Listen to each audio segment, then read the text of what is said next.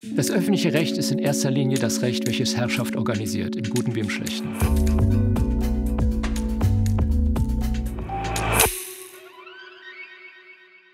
Das erste Bild bringt zunächst einmal die Ambivalenz des öffentlichen Rechts zur Geltung.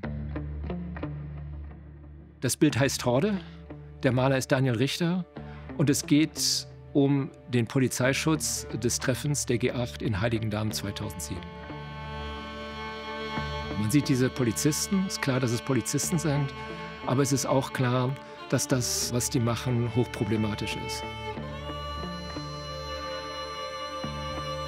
Wenn man sich dann ein bisschen reinschaut, nimmt dieses Bild den Titel eines der berühmtesten Bücher der Rechtsphilosophie und auch der politischen Theorie auf, ja, nämlich Thomas Hobbes, der Leviathan.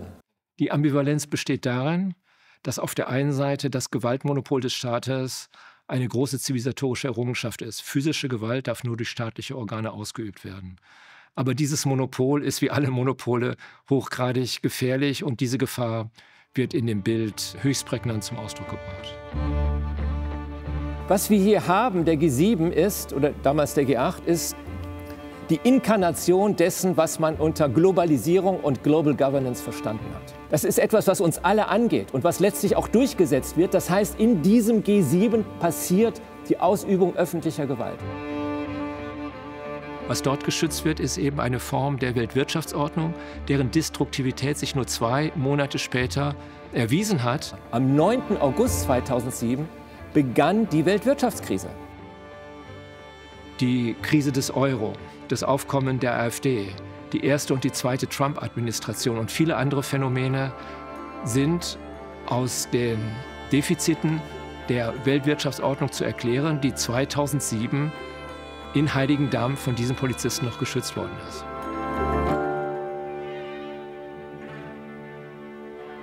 Im Jahre 2007 hatte die Bundesrepublik auch die Präsidentschaft im Rat der Europäischen Union.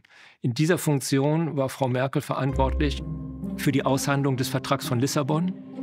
Und in diesem Lissabonner Vertrag steht die europäische Gesellschaft drin.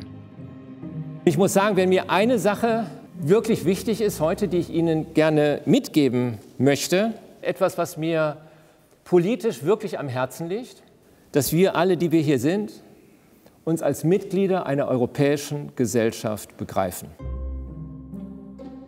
Dieses Bild zeigt die Trennung Europas. Es zeigt diese Trennung Europas in einer Art und Weise, dass man sich überhaupt nicht vorstellen kann, dass das jemals überwunden werden kann.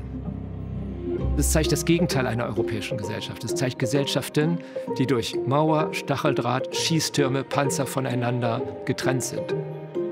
Und jetzt im jetzigen Artikel 2 des EU-Vertrages steht drin, dass diese europäische Integration zu einer europäischen demokratischen Gesellschaft geführt hat. Die europäische Gesellschaft macht uns zunächst einmal klar, was 70 Jahre europäische Integration bedeutet haben.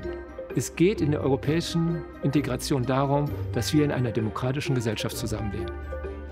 Man hat einen Begriff, mit dem man arbeiten kann. Man hat einen Begriff, mit dem man sich in seiner Lebenssituation orientieren kann.